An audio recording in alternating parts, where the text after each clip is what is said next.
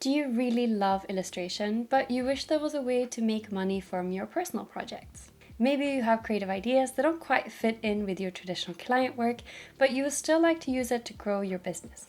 Hi creatives, today I'm going to share how I use my passion for illustration to create passive income in my business and how you can do the same. In my case, I use Etsy to sell illustrations as digital planner stickers, but you could use the same strategies to sell stock illustrations on sites like Envato Elements or Creative Market. I will cover how to research for your products to make sure that you're balancing what will sell and what you're really truly passionate about. I will also cover how to practically create your illustrations step by step and how to think about creative cohesive themes and how to make sure that you're giving your customers a great customer experience so they want to come back to your store again and again. Before we start, I just want to mention some quick pros and cons about using platforms like Etsy or Creative Market over using your own website to sell your products. If you're selling on a platform like Envato Elements, where people have a subscription, you will traditionally get a portion of their subscription based on how many other products that they've bought that month. If you're looking at a platform like Creative Market, or let's say Etsy for example, you have more of your own shop and you can set your own prices. But the platform will still take a cut of what it is that you're selling. So that could be through fees, and it could also be through a percentage of the sales price. The benefit of using these types of platforms, however, is that one, they have a built-in search function and lots of people already come there, so you don't have to do as much marketing and drive as many people for people to actually see and discover your products. The other benefit is why I like Etsy so much, which is that they will handle all of the different VAT rates for different countries, for example, and it's really easy to set up your products and you don't have to have a lot of experience with e-commerce to actually set up a store. When we create illustration packs, we really want to think about a common theme that we can have for the product that we're selling. So a lot of ways that people use these illustrations might be as illustrations for their website or social media posts, or in my case for their digital planner. So we want to make sure that we're creating this really nice and cohesive theme that people can say, oh, I would love some stickers about a picnic, or I would love a sticker for a beauty brand, for example, so that we can really think about how it's going to work together. To figure out the theme that we're going to be creating on, there are a couple different strategies that I want to mention. The first one is to think seasonally, because we have all these different things that keep recurring. And if you create something for that season, that will then be relevant next year as well. And it's a really nice way to see what is going to be popular in the upcoming months. So if we think autumn products, for example, I know that on Etsy, that is something that people tend to buy from late August all the way into mid-November. And then Christmas products, we have something that people tend to buy from late September, maybe early November, all the way till the end of December. So knowing that these things are going to come up, we can prepare and then launch our products a couple weeks before that season starts to make sure that they're going to be listed high on the platforms. Knowing these dates means you can plan things out, but you can still use your own creativity and the themes that you're really excited about to actually come up with the exact things that you're illustrating. The second strategy is to use research tools that are specifically created for the platform where you are selling. So in my case, for example, I sell on Etsy, so I use a tool called Marmalade, where I can search for keywords and I can also get suggestions for different trends that are coming up. And this is super helpful for me to get my idea that I have as a general theme and then start getting a better understanding of the exact illustrations that I want to include. Maybe there's a theme that is coming up that I could include in this packet that I'm creating. But also it's really helpful for when we're listing that product to know which hashtags that are going to be really interesting and that are going to be helping us to get traffic to that product. Lastly, you can look at other shops in your space and see the type of products that they're creating. And you can also look like places like Google Trends or different trend reports like Trend Bible, for example, to see if there are any themes that you think are coming up there. Since you're creating these illustrations partly as a way to earn money, but also largely as a way to use it as a creative outlet, to have fun and practice illustration, I think it's a really fine balance between doing research and just going with what you're really excited to create. So in my case, some of the products that I create are things I know will do better, like back to school items, for example. But in some cases, I just really want to illustrate, let's say, some cute characters. And then I might work on that as a way to practice my art skills and also have a product that I can then sell. So sometimes these products surprise you and the things that you just did for fun are the things that sell and vice versa. But I think it's important to keep that fun, playful creativity in there because It will both help you keep up the store so that you feel excited about working on it, but it will also help you develop your art skills that you can use in other areas, like for your client work, for example. So let's start creating something. So in my case, I want to create a product for autumn. So that's using that seasonal thing that I know is going to come up. So I already have products in my store that are strictly related to autumn things like leaves and hot cups of chocolate, for example. And I also have reading stickers. So I want to make sure that I'm creating something that is a little bit different from the products that I already have, but are still going with that kind of cozy, knitted sweaters, cozy theme of being inside and enjoying autumn really well. So I start looking at other Etsy stores and I come across this theme called Dark Academia, which I actually absolutely fell in love with because it is really thinking cozy libraries, a little bit of magic, all these different things that we can include in there. That becomes something I'm truly excited to draw. Next up, I go into Marmalade and I start searching for the theme Dark Academia and other search terms around autumn. And I can see that Dark Academia is actually predicted to rise a lot in popularity in October. So launching in September, I know that will be a really good fit because we're expecting a spike in searches in October. Next up, I want to start looking for inspiration, and I try to do this quite broadly. So I like to look at other Etsy stores, I like to look at Instagram from illustrators that I'm super interested in and whose style I love. And I also, of course, look at places like Pinterest that are just great places to find inspiration for not only other illustrations, but other subjects that I can use for my illustration.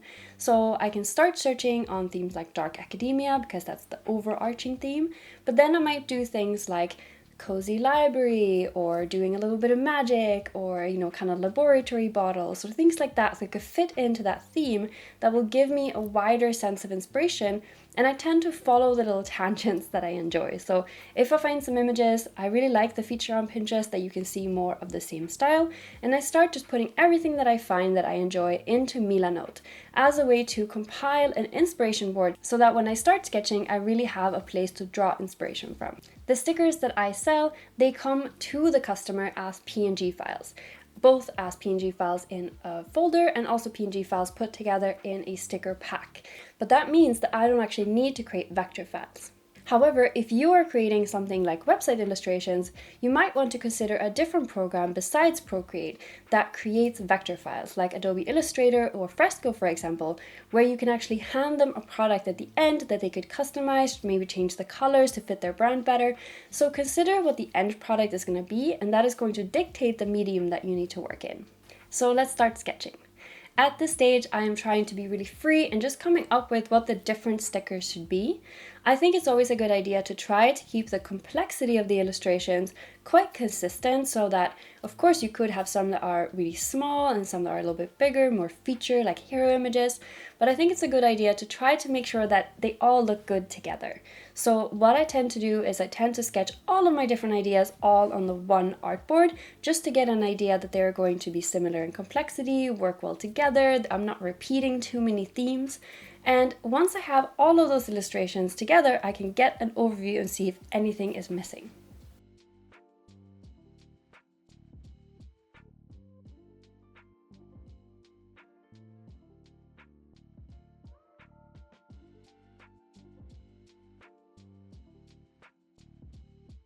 Once I have my rough sketches created, I start doing my color rough.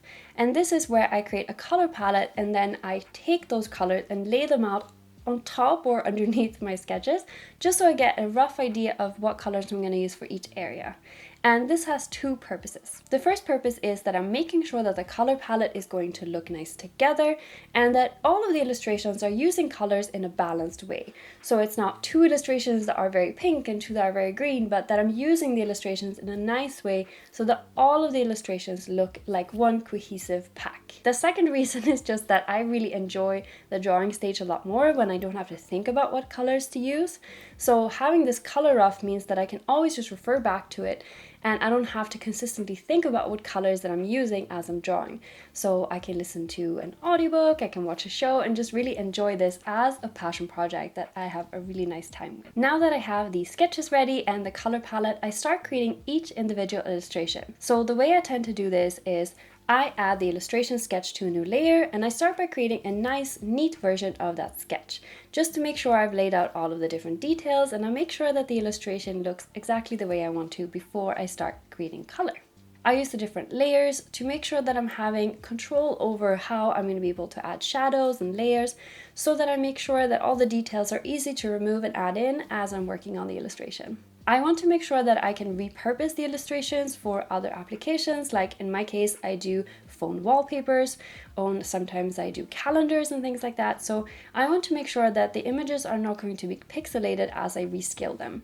So I tend to work at quite a large scale with about a 2000 by 2000 pixel artboard for each icon or illustration. I really like to have texture in my illustration, and I tend to do this two different ways. The first one is for the brush that I'm using to draw overall, and that is the brush called Dry Brush that comes with the Procreate set, so that one is completely free. For shading, I then use a brush set that I have bought from a creator called Mimmimoo, which is absolutely stunning, and it helps me create so much more depth and texture. So if you're interested in that one, I'm going to link it down in the description so you can check it out yourself. Taking the time to add little details and add texture and really enjoying the process, I think, is kind of the whole point of this. Of course, making money is a nice side effect, but actually being able to explore your creativity and create without the pressure of a client project is such an important part. If you feel unsure about your style or have other questions around color or other things that you feel like is kind of preventing you from working with illustration, or you just want to explore a little bit more to become an even better illustrator, you can check out this video that I'll link up here. It is all of the different questions that I get asked all the time about illustration, so I've added them all together in one video where I answer them, so you can go check that out if you like as well. Since these are stickers, once I'm happy with the illustration, I create an outline to make sure that it will fit really nicely on any background. So if someone is using a dark theme or a light theme for their planner, it will work regardless. I then export the sticker as a PNG and send it to my laptop to make sure that I can put everything together in a pack ready to sell. How you package your products makes a really big difference, because the experience that someone has with your products will determine if they want to come back or leave a really good review that will help boost your store. It can be really helpful for someone to understand how to use the illustrations, and if you're providing different formats, how those different formats can be used in different ways. So let's say you're providing a vector file and a PNG exported version, you can tell them a little bit about how they can edit the Adobe Illustrator file to get the different brand colors that they want, for example. In my case, when someone buys stickers from me, they get a PDF with both the download instructions and a little bit about how to actually use the stickers and install them on your iPad if you're using GoodNotes. And having this has actually saved me a ton of time and built a lot better relationship with my customers, because they have the answers right there, so they don't feel like they need to write and ask me, which also saves me time, and it gives them a better experience overall, which means that they're more likely to give me a good review and come back for more products. You only have to create this once, and then all I do is just update the link to the actual product and then change some colors and maybe an image here and there, just to make sure that it is branded to the specific product that they're purchasing. Finally, we need to talk about your sales images, because having a preview image, and then sometimes you can also add multiple images to show how to use your product or more views of the different things that are included. And this can be a kind of a make or break point for selling your products on especially these bigger marketplaces where there are so many different options. Even if you have an absolutely stunning product, if we don't have a really compelling thumbnail, people might not choose it. So we want to make sure that we are both showing how beautiful your illustrations are and also applications for how they can be used. If you're thinking someone should use your illustrations to spice up their social media post, show some examples of that and show the kind of before and after maybe. Showcase how easy they are to use. So in my case, I show that they have a transparent background, I show that they're really high quality, I zoom in and show the outline and the texture to show that they're hand-drawn. So you can highlight a lot of different features to showcase your product and really give yourself your best chance of someone picking your product. On certain platforms like Etsy, for example, you can also add a kind of video walkthrough. So in Etsy's case, it's a short video where you can show how your product works, or you can show someone using it. So that can be a really good way to kind of break down those barriers and de-risk the purchase, because people feel like they already understand how it's going to be used, and it also ups the feeling of the quality of your brand.